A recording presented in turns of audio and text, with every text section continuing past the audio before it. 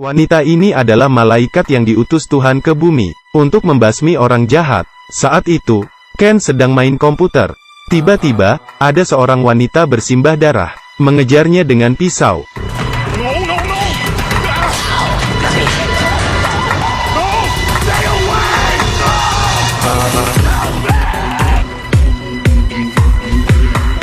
Setelah kejar-kejaran, dua-duanya kelelahan. You are dead. Who's Dirk Gently? You know Dirk Gently?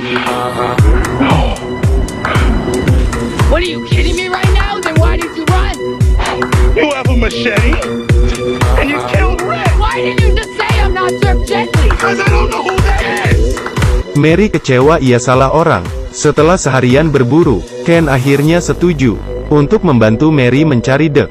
Mary berterima kasih karena Ken mau menemaninya mencari Dirk. Don bilang, di tengah jalan, mereka pergi isi bensin. Tapi, sayangnya bos pom bensin mati dibunuh rampok.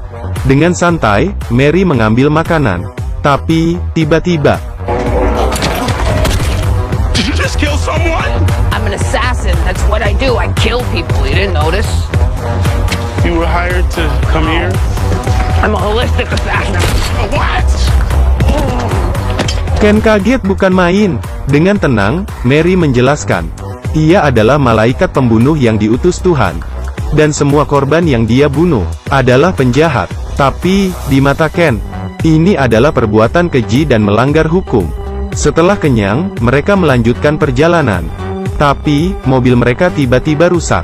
Dengan takut-takut, Ken bertanya, apa mau diperbaiki? Mary bilang, akan ada yang membantu. Karena orang jahat akan menghampirinya. Ken bingung maksudnya apa. Dia bingung siapa yang akan datang ke hutan. Tapi, tak lama, seorang pria brewok dengan moge menghampiri. Dia bilang, apa kamu butuh bantuan? Ken mengangguk terpana. Ken diam-diam bertanya, apa kamu bisa memanggil taksi untukku? Mary mengambil pistol dan bersiap menghabisi Om Brewok. Ken panik. Om Brewok itu orang baik. Jangan bunuh dia. Okay, if you say so. Malamnya, mobil pun selesai diperbaiki. Ken membujuk Om Brewok untuk segera kabur. Wanita itu akan membunuhmu. Tapi, raut wajah Om Brewok berubah. Ternyata, ia adalah begal motor. Dulu, ia pernah membunuh sepasang kekasih di jalan ini, dan menjual mobilnya ke pasar loak. Om Brewok mengancam Ken.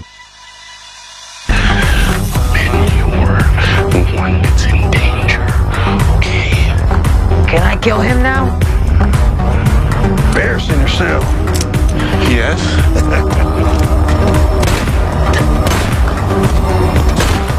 Tapi, setelah dibombardir peluru, Mary sama sekali tak terluka. Okay.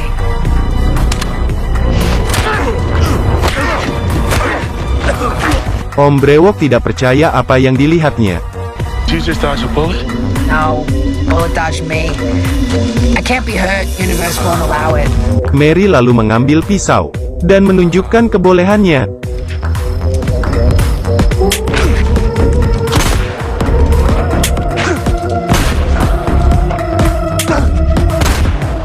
Mary memaksa Ken ikut dengannya, untuk mencari pria bernama Dirk.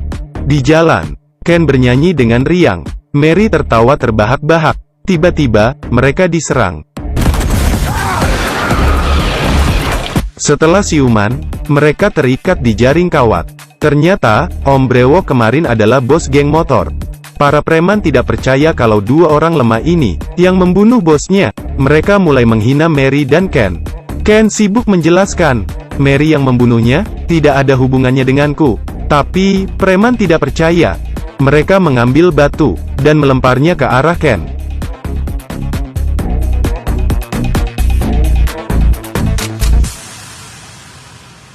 Dalam 39 detik, preman pun mati terbunuh. Mary tak terluka sama sekali. Preman yang marah melempar pisau. Tapi, Mary mengembalikannya. Ken terbelalak kaget. Cuma Mary saja yang hidup. Akhirnya, Ken percaya, kalau Mary benar-benar malaikat maut. Akhirnya, mereka mencuri motor preman, dan melanjutkan perjalanan untuk membunuh Dek. Mereka masuk ke restoran Cina, dan memesan iga babi terenak di sana. I never seen any of this before. You've never had Chinese food? I never been to China. But you must have eaten it in a restaurant. Food comes to me when I'm supposed to eat it. Hey, listen, you happen to have any money? I have money. How much do you have? $17,000. Meski tampak gembel, ternyata Mary adalah tante kaya. Ken pun memesan kamar termahal di hotel. Ken menyuruh Mary mandi, tapi Mary bilang tidak pernah mandi. They got a shower in here? Meski sudah bangkotan, Mary tidak pernah tidur di hotel. This drink tastes bad. Drink? What? No, that's shampoo. Don't drink that, that's for your hair. Well, why has it got fruit on the bottle? Ken tidak tahu bagaimana harus menjelaskan. Esoknya, saat bangun pagi, Ken melihat Mary sudah pergi. Ia segera mencarinya. Mary keluyuran dengan baju mandinya. Mary bilang Dek ada di sini. Ken kaget. Di tempat umum seperti ini, kamu jangan macam-macam, kalau tidak kita berdua, pasti ditangkap polisi. Tapi, Mary mengabaikannya.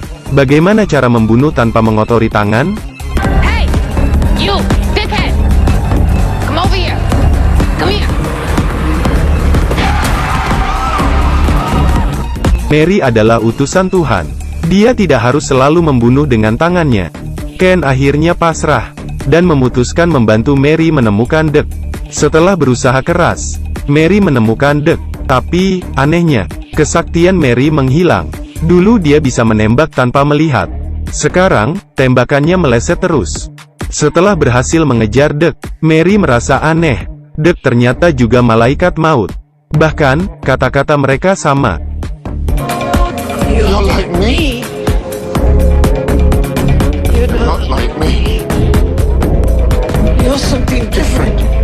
Saat mereka beradu kata, Mary lengah, dan Dek menikam Mary, tepat di pahanya. Seumur hidup, baru kali ini, Mary tahu rasanya kesakitan. Ken membawanya kembali ke hotel. Mary menjerit kesakitan. Ken segera mengeraskan volume TV. Tapi, muncul berita, pria yang ditabrak mobil tadi. Ternyata, ia pembunuh berantai.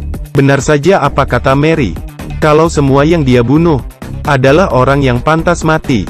Mary ngotot tidak mau ke rumah sakit. Cepat cabut pisaunya. Mary lalu bilang kalau, dia masih punya 2 peluru. Maksudnya, dia masih harus membunuh 2 penjahat. Mereka berangkat lagi. Dengan instingnya, Mary berhasil menemukan lab tua. Dan menemukan Dek.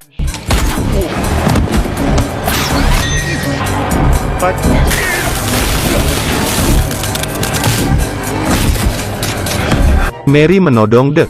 Tepat saat itu, Ken sadar, kalau dia berhasil memperbaiki mesin cahaya Dek. Ken akhirnya sadar, kalau ini takdirnya, jadi ini alasan. Semua orang yang mendekati Mary mati. Dan cuma Ken saja yang hidup. Ken baru saja memperbaiki mesin Dek.